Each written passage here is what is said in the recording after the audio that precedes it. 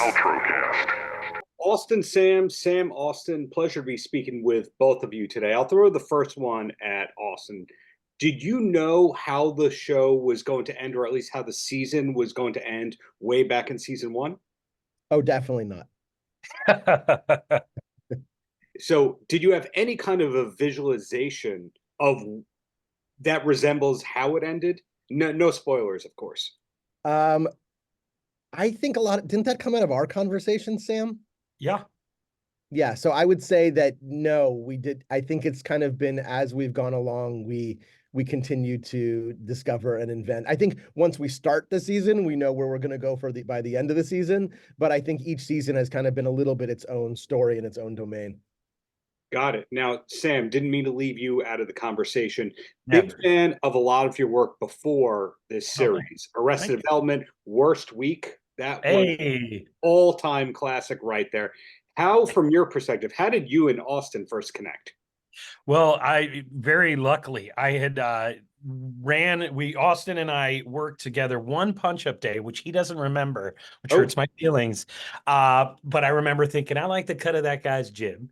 And then he had Zoe's, and I had actually developed my first drama at Freeform with Tommy Mottola and Overbrook. And what?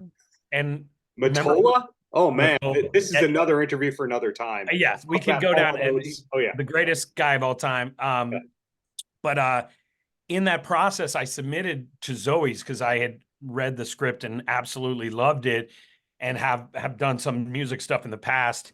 And Austin read it and thankfully staffed me. So I came on Zoe's as a co-EP, and we kind of hit it off instantly. And so after a couple of years of working on Zoe's, we joke, especially on Zoom, you get into this kind of mind meld when you're breaking story, where we just realized we had a lot of the same love of this balance of emotion and humor. And once we kind of realized we're speaking the same language, and Chris Harris, the great showrunner of season 1 and 2, went to go to Frasier, Austin slotted me in, and it was the best experience of my life. Like, best show running, staffing experience of my life was Acapulco season 3. Wow, Austin, those are some compliments. That's a lot of praise right there. Do you want to throw something back at Sam so he doesn't feel left out? No, I'm good. Sam's the best. I love Sam. I mean, Sam was integral to everything in Zoe's. Yeah. And Sam and we speak the same love language, I think. Yeah. I think we both really try to lead with heart. And Sam has taught me a lot about captaining and stewardship and vetting for people and all of this kind of stuff. But creatively, I just think Sam and I are always in sync. And I don't think we ever fight about anything creatively. No. And it's really, I mean, maybe we're 2 degrees this way or that way, but that's it. And like, it's just a very wonderful creative collaboration. I feel really honestly blessed that we get to do this together every day.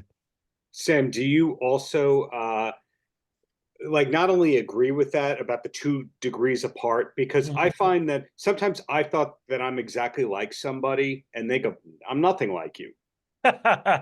No, I think creatively, the thing that gets us both going are stories really rooted in real character need and drive and emotion. And what gets us excited are those moments where a character joke lands, but more than just sort of creating comically absurd situations, is creating like relatable, emotional stuff. And so, yeah, I think it is true. We are really on the same page.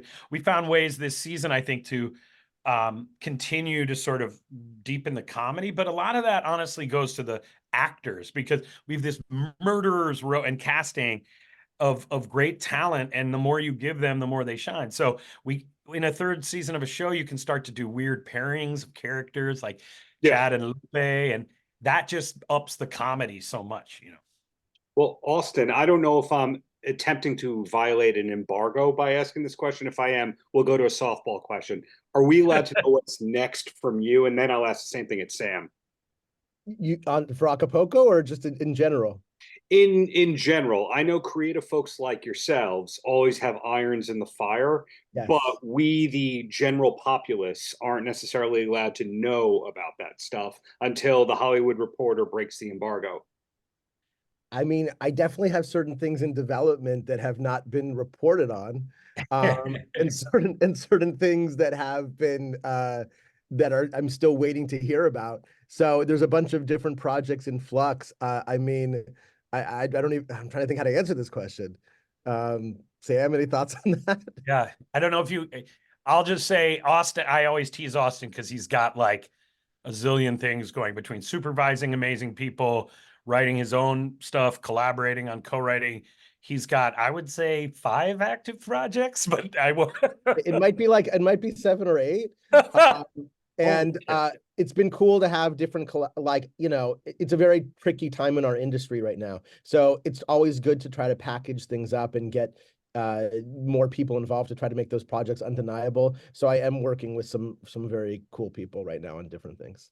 Okay, That's the most vague answer ever. I hate that. I'm sorry. It's great. And It's great. substitute last question for both of you. Then I'll say, Austin, Acapulco, did you ever go to the actual real thing? Because we know that the resort was not in Acapulco.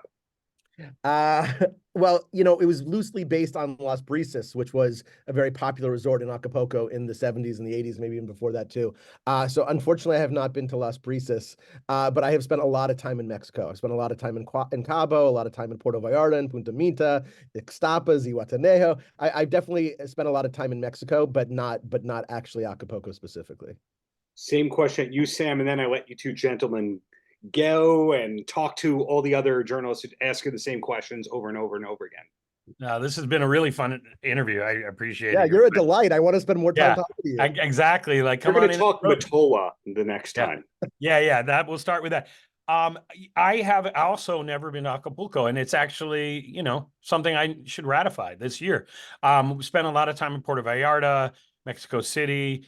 I've been throughout Mexico but the reality is, just to kind of tie that in a bow, is we are all about hiring incredible writers and crew and cast who can help us with our massive blind spots about what it means to be Mexican, what it means to live down there and come up from down there. We're 2 white guys who are really lucky to be in this position where we need to hire a lot of storytellers to tell you, here's what you don't know. And just yesterday, we get into conversations about where cool moments from the season 3 came, and in so many of the genius stuff is from our writers who have grandparents who lived in Acapulco and were, in the hotel management business. So that's really the secret, The secret is getting paid to vacation. That is the secret. Yeah. That's the true secret. Yeah. Well, thank you both for your time. Congrats on wrapping this season. Hopefully we get a reunion special or feature in the future. But in the meantime, looking forward to both of your projects, and best of luck in the future. Thank you so much. Paltrocast.